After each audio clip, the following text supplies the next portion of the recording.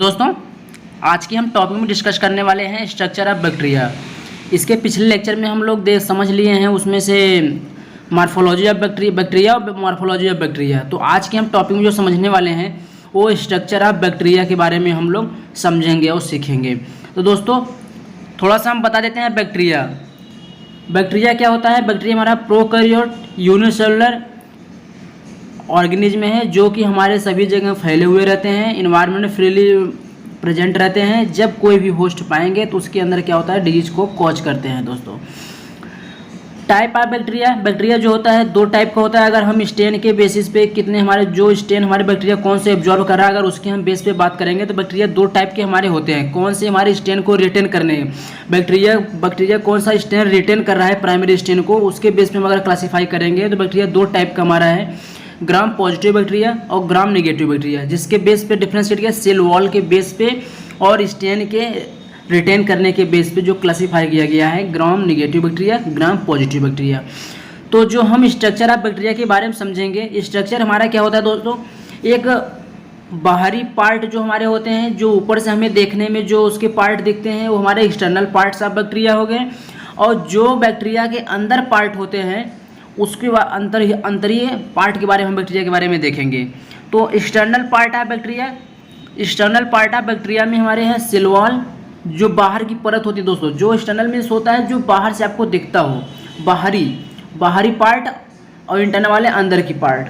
तो external part में हमारा सेल वॉल, कैप्सूल, फ्लैजिला में दोस्तों फ्लैजिला के क्लासीफाई किया गया अरेंजमेंट के हिसाब से। फ्लैजिला जो अरेंजमेंट होता है उसके बेस पे मोनोट्राइकस, एम्फीट्राइकस, लोफोट्राइकस, पेरीट्राइकस और लास्ट क्या होगा, पिलाई या फिब्री। तो दोस्तों हमारा क्या एक्सटर्नल पार्ट है। अब हम फ्लैजिला जो अभी पढ़े हैं, मोनोट्राइकस, एम्फीट्राइकस, लोफोट्राइकस, पेरीट्राइकस, इसके बारे में समझ लेते हैं। दोस्तों, यहाँ पे जो मोनोट्राइकस होता है जब फ्लैजिला एक ही साइड में वन एंड पे हो, प्रेजेंट पे वन पोल पे। और एम्फीट्राइकस क्या होता है, जब फ्लैजिला दोनों एंड पे हो, दोनों पोल पे प्रेजेंट हो, तो एम्फीट्राइकस। लोफोट्राइकस कब होगा, जब गुच्छे के रूप में फ्लैजिला वन साइड में होगा तो उसे बोलेंगे लोफोट्राइकस। पेरीट्राइकस तब बोलेंगे जब पूरी बैक्टीरिया के बॉडी पे ही फ्लैजिला फैले हों, पूरे फ्लैजिला हो उसकी सरफेस पे ही, बाहरी सरफेस पे, तो उसे बोलेंगे हम पेरीट्राइकस। तो हम देखते हैं, अभी एक्सटर्नल हम पार्ट देख लिया, अब देखेंगे इंटरनल पार्ट। स्ट्रक्चर हम बाद में देखते हैं, पहले हम समझ लेते हैं कौन से पार्ट हैं।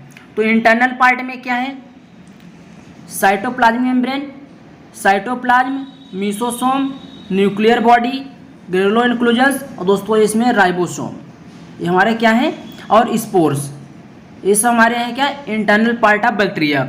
अगर हम स्ट्रक्चर में अगर हम नज़र देंगे तो स्ट्रक्चर में हम देखते हैं, स्ट्रक्चर में देख लीजिए जो दोस्तों बाहर की परत, जैसे बाहर की परत क्या था, सेल वॉल, तो सेल वॉल क्या है, और कैप्सूल है क्या हमारा external part, capsule, cell wall, flagella, pili, ये सब हमारे क्या हैं, एक्सटर्नल पार्ट है। और इंटरनल पार्ट में क्या है, राइबोसोम हो गया, डीएनए हो गया, साइटोप्लाज्म हो गया, प्लाज्मा मेम्ब्रेन हो गया, ये हमारे क्या इंटरनल पार्ट हैं। तो हम आगे समझेंगे इसके बारे में और इसके फंक्शन देखेंगे। तो हम सबसे पहले जो देखने वाले हैं, हम देखेंगे सेल वॉल।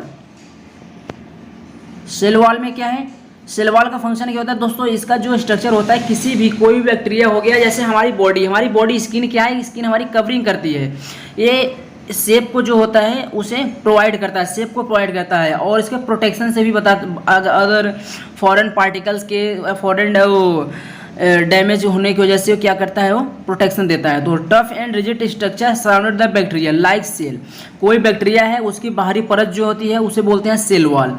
और सेल वॉल का फंक्शन क्या होता है, शेप को प्रोवाइड करता है, प्रोवाइड प्रोटेक्शन, कोई भी मतलब कि बाहर से कोई ऑर्गेनिज्म है उसे घात पहुंचाएगा, उसके क्या उसे प्रोटेक्शन देता है। रिजिडिटी अपॉन द बैक्टीरिया, उसकी रिजिडिटी को प्रोवाइड करता है। Take part in the cell division, और सेल डिवीजन में भी ये पार्टिसिपेट करता है। अब हम देखते हैं कैप्सूल क्या है। Capsule enhance bacterial violence by the inhibiting phagocytosis.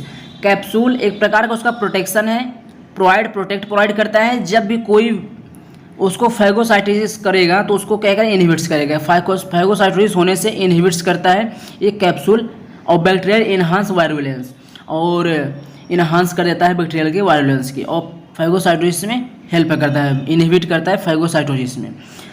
It act as protective covering against antimicrobial substance. ये जो कैप्सूल है एक प्रकार का क्या है, प्रोटेक्टिंग कवरिंग है, जो कि एंटी बैक्टीरियल जैसे बैक्टीरियोफेज, फैगोसाइट्स और एंजाइम्स, दोस्तों यहाँ पे एंजाइम्स जो होते हैं उसे बचाते हैं, उसे इनहिबिट्स करते हैं।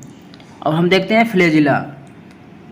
जो फ्लैजिला होता है, फ्लैजिला का काम होता है लोकोमोशन। बैक्टीरिया में जो फ्लैजिला प्रेजेंट होता है दोस्तों, उसका काम होता है लोकोमोशन। उसे लोकोमोशन क्या, गति, उसे चलने में लोकोमोशन में हेल्प होता है, तो हेल्प में लोकोमोशन में फ्लैजिला हेल्प करता है। फेब्री और पिलाई, दोस्तों पिलस वर्ड अगर कहीं पे मिल जाए आपको तो पिलस मीन्स होता है एक पिलाई, पिलस मीन्स एक पिलाई, और पिलाई मीन्स क्या हो गया, जब ढेर सारे पिलस हो जाएंगे तो उसे बोलेंगे पिलाई। और फेब्री, दोस्तों जो पिलाई और फेब्री है ये दोनों क्या होते हैं, एडेशन मतलब अटैचमेंट। जैसे कोई भी बैक्टीरिया है हमारे बॉडी के अंदर गया तो उसे अटैचमेंट होने के लिए कुछ तो चाहिए, तो हमारे जैसे रेस्पिरेटरी ट्रैक में या कहीं भी हमारे बैक्टीरिया जो होता है अटैच होता है किसी की बॉडी में जा करके, अगर वो अटैच करेगा तो कैसे अटैच करेगा, तो उसको एक प्रकार से उसको अटैच होने के लिए फेब्री और पिलाई होते हैं, जो जा करके किसी भी स्पेसिफिक ऑर्गन्स पे, किसी भी स्पेसिफिक सिस्टम पे क्या कहता है, वहाँ पे अटैच होकर एडहेयर होकर के वहाँ से इनहांस वायरुलेंस ऑफ बैक्टीरिया वहाँ पे नुकसान हमें पहुँचाता है, डिजीज कॉज करता है। एडिशन होने वाला, एडिशन मीन्स क्या, वहाँ पे चिपकने के लिए उसे हेल्प मिलता है फैब्रिक। वहाँ पे जब चिपकेगा तो वहाँ से वो न्यूट्रिशन लेगा और अपने मेच्योरेशन होकर के वहाँ पे डेवलप करता है दोस्तों, उसे बोलते हैं हम क्या, पिलाई और फेब्री। और उसका फंक्शन ये भी होता है ट्रांसफर ऑफ जेनेटिक मटेरियल। जो पिलाई होता है उसका एक काम और होता है जेनेटिक मटेरियल को एक बैक्टीरिया से दूसरे बैक्टीरिया में क्या करना, ट्रांसफ़र करना। तो sex pili present in the male bacteria. जो पिलाई होता है दोस्तों, पिलाई जो होता है मेल और फीमेल में दोनों प्रेजेंट होते हैं, लेकिन जो मेल में प्रेजेंट होता है पिलाई उसकी जो साइज होती है वो बड़ी होती है, और ये सेक्स पिलाई है, मतलब ये क्या होता है, कपुलेशन करने में हेल्प करते हैं। तो sex pili present in male bacteria, जो सेक्स वाले पिलाई प्रेजेंट होते हैं वो मेल बैक्टीरिया में प्रेजेंट होते हैं, जनरली जैसे कि ह्यूमंस बीइंग में होता है दोस्तों। तो हम देखते हैं साइटोप्लाज्मिक मेम्ब्रेन। अब हमारे कौन से में आ गए, इसके अभी हमने ऊपर देखा एक्सटर्नल पार्ट ऑफ थे बैक्टीरिया के, अब इंटरनल पार्ट हम देखेंगे। तो साइटोप्लाज्मिक मेम्ब्रेन, साइटोप्लाज्मिक मेम्ब्रेन जो होता है ये 5 to 10 नैनोमीटर थिक होता है। इसको हम सेमी परमिबल मेम्ब्रेन बोलते हैं। Beneath the cell wall separating from the cytoplasm, cell wall और साइटोप्लाज्म को जो सेपरेट करता है उसी के बीच में एक लेयर होती है उसे बोलते हैं साइटोप्लाज्मिक मेम्ब्रेन, उसी का नाम होता है semi permeable membrane. Just beneath, cell wall के जस्ट नीचे होता है, सेल वॉल के जस्ट बीनीथ मतलब जस्ट उसके नीचे साइटोप्लाज्मिक मेम्ब्रेन होता है, फिर उसके नीचे होता है साइटोप्लाज्म। तो जो साइटोप्लाज्मिक मेम्ब्रेन है, जैसे मान लो हमारा क्या हो गया, सेल वॉल हो गया, ये हमारा क्या हो गया, साइटोप्लाज्मिक मेम्ब्रेन हो गया, और हमारा ये क्या हो गया, साइटोप्लाज्म हो गया। तो ये हमारा क्या, सेल वॉल, ये हमारा साइटोप्लाज्म हो गया, बीच में हमारा जो बचा था क्या हो गया, इसे साइटोप्लाज्मिक मेम्ब्रेन, जिसे बोलते हैं सेमी परमिबल मेम्ब्रेन। इसका काम क्या होता है, ये जो ट्रांसपोर्ट करने का काम करता है। अगर हमारे कोई भी सेल है उसमें वो जो साइटोप्लाज्मिक मेम्ब्रेन है, सेमी परमिबल मेम्ब्रेन जो है वो क्या करता है, सिलेक्टिव जो न्यूट्रिएंट्स हैं उसे बॉडी के क्या होता है अंदर ले देता है और उसे बाहर से आउटफ्लो कर देता है दोस्तों। तो ये टैक्ट है semi permeable membrane, control inflow and outflow. अगर उसको किसी चीज़ जरूरत होगी तो अंदर ले लेगा बॉडी के, और नहीं अगर जरूरत होगी तो उसे उसे आउट कर देगा। तो अब देखते हैं हम साइटोप्लाज्म। साइटोप्लाज्म जैसे हमारा क्या होगा, कोई भी सेल हो गया, सेल के बीच में हमारा साइटोप्लाज्म है। साइटोप्लाज्म में डिफरेंट टाइप्स के हमारे क्या होते हैं, ऑर्गन्स होते हैं, ऑर्गेनिक या इनऑर्गेनिक, या कोई भी हमारे जैसे राइबोसोम, डीएनए, ये सब हमारे यहाँ साइटोप्लाज्म में प्रेजेंट है। तो bacterial cytoplasm containing variety organic and inorganic solution in viscous watery solution. Watery solution होता है जिसमें हमारे क्या ऑर्गेनिक और इनऑर्गेनिक सॉल्यूशन प्रेजेंट होते हैं। अब राइबोसोम का काम क्या होता है, प्रोटीन सिंथेसिस करना, चाहे हमारे ह्यूमन बीइंग में चाहे प्रोकैरियोट्स हो गया चाहे यूकैरियोट्स हो गया। राइबोसोम का काम होता है प्रोटीन को सिंथेसिस करना। प्रोटीन का काम क्या होता है, हमारी जो बॉडी है उसे प्रोटीन को हमारे जो हो गया मेंटेन करके रखना दोस्तों, उसको बिल्डअप करता है, प्रोटीन सिंथेसिस करता है। अब हम देखते हैं मीसोसोम। मीसोसोम देखते हैं, मीसोसोम क्या होता है दोस्तों, mesosome are vesicular multi laminated a controller structure from the invaginal plasma membrane into the cytoplasm. So मान लो हमारा क्या है, ये मान लो मैंने साइटोप्लाज्म बना दिया, प्लाज्मा मेम्ब्रेन। तो इसके जो हमारे है साइटोप्लाज्म बनाने के बाद जो यहाँ पे ऐसे हिस्सा जो नीचे की तरफ आ रहा है, इसे बोलते हैं हम मीसोसोम। मीसोसोम इसे बोलते हैं, जो यहाँ पे अंदर की तरफ थोड़ा सा ऐसे ट्यूब की तरह आकार का होता है। यहाँ वेसिकुलर लिखा है, वेसिकुलर कन्वर्टेड स्ट्रक्चर, मतलब इसके अंदर की तरफ ऐसे स्ट्रक्चर हो जाता है, उसे बोलते हैं मीसोसोम।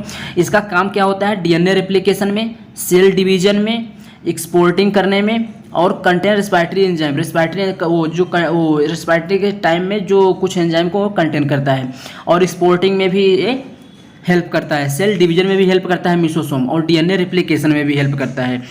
अब हम देखते हैं क्या, न्यूक्लियर बॉडी। न्यूक्लियर बॉडी दोस्तों, जैसा कि आपने स्टार्टिंग में न्यूक्लियस के बारे में, जब इसके बैक्टीरिया के बारे में पढ़ा था, तो उसमें आपने पढ़ा था कि न्यूक्लियस इसमें प्रेजेंट नहीं होते। तो दोस्तों आरंभिक कुछ भी हमारे प्रीमिटिव न्यूक्लियस जो प्रेजेंट होते हैं, उसमें single long and circular double standard DNA जो होता है प्रेजेंट होता है। कौन सा, single long and circular DNA standard DNA present होता है दोस्तों, डबल स्टैंडर्ड डीएनए प्रेजेंट होता है। इसमें एक एक्स्ट्रा न्यूक्लियर जेनेटिक मटेरियल होता है जिसे हम बोलते हैं प्लाज्मिड। याद करके रखना दोस्तों, जो न्यूक्लियर बॉडी, हमारा न्यूक्लियर बॉडी होता है, हर बॉडी के अंदर कोई भी सेल्स हो गया, उसके अंदर न्यूक्लियस जो होता है वो कंट्रोलिंग ऑर्गन्स हो, कंट्रोलिंग सिस्टम होता है।